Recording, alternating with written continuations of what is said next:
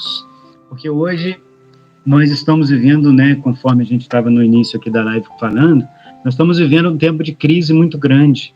E é uma crise de conhecimento, uma crise, né? A gente precisa voltar a conhecer a palavra de Deus. A gente precisa voltar a estudar, mas estudar com o desejo de conhecer, com o desejo de buscar a verdade.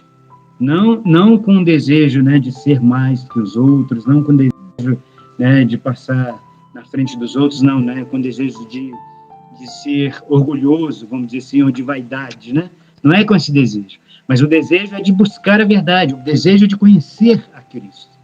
Porque hoje em dia nós estamos vivendo uma crise, não só na igreja, mas na sociedade, é uma crise de conhecimento.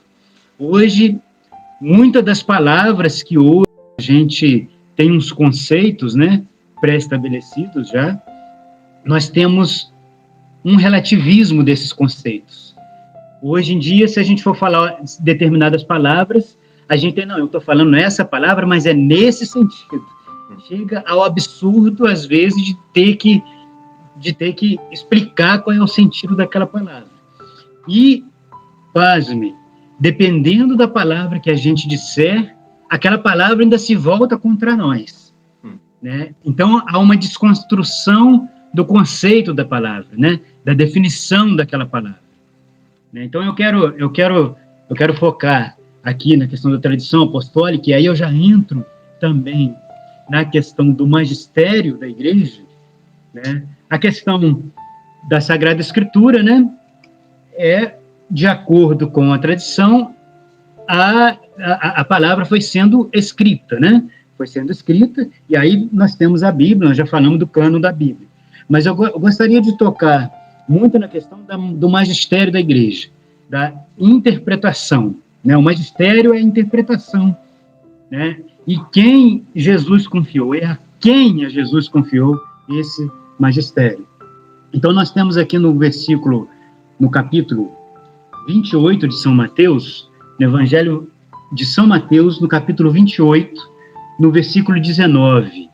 Ele é muito conhecido por nós, né? É o ID, né? A Igreja Missionária. E aí nós temos o seguinte, né? Diz assim, no capítulo 28, no versículo 19 do capítulo 28 de São Mateus. Ide, portanto, e fazei que todas as nações se tornem discípulos, batizando-as em nome do Pai, do Filho e do Espírito Santo. E aí, olha só, é esse foco aqui. Atenção nessa palavra. E ensinando-as.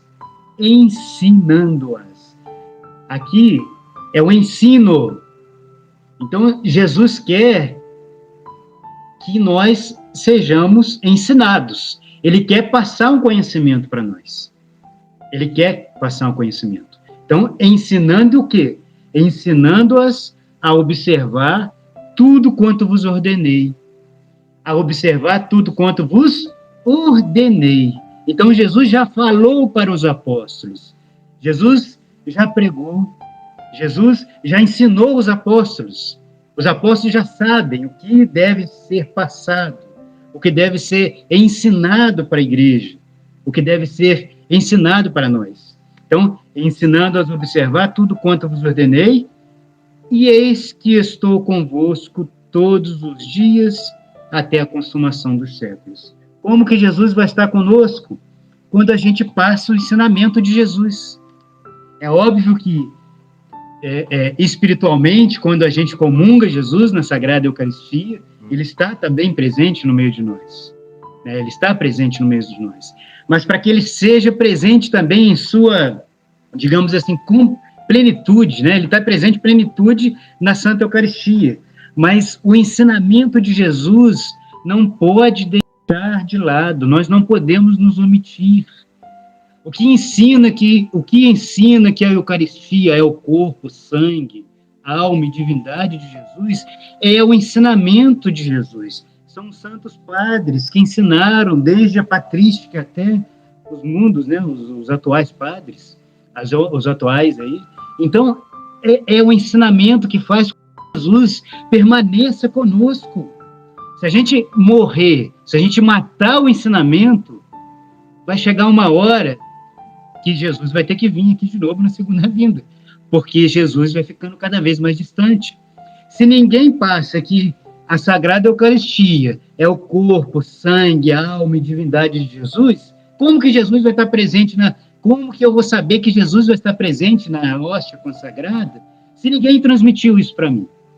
Se ninguém transmitiu, se ninguém me ensinou que lá a hóstia consagrada, quando o padre abençoa, quando o padre faz né, na Santa Missa, a substanciação, né, consagra o pão e o vinho, e deixa de ser pão e vinho pelo poder do Espírito Santo, e é agora o corpo, sangue, alma e divindade de Jesus, tão perfeitamente como estás no céu, se ninguém passa isso para mim, eu não vou saber.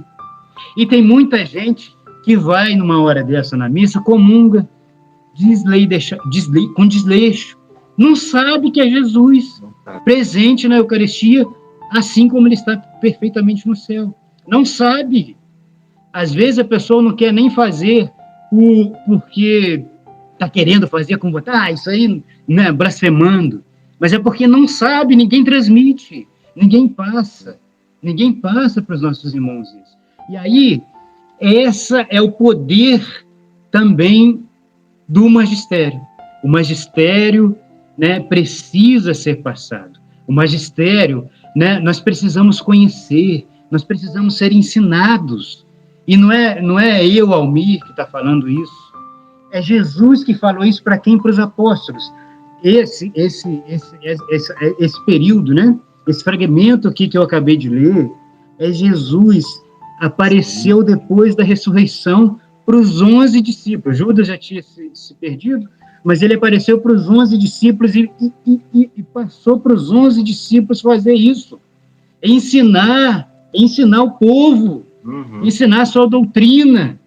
E hoje nós temos, infelizmente, na sociedade e na igreja, pessoas que não ensinam, ainda fazem confusão.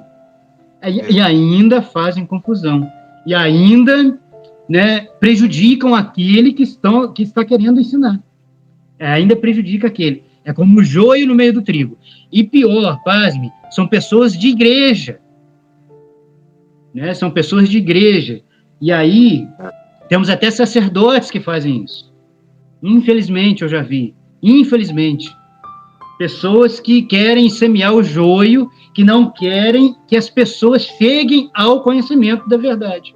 Não querem que chegue ao conhecimento da verdade, como nós aqui bem colocamos logo no início. Deus quer que todos sejam salvos e cheguem ao conhecimento da verdade.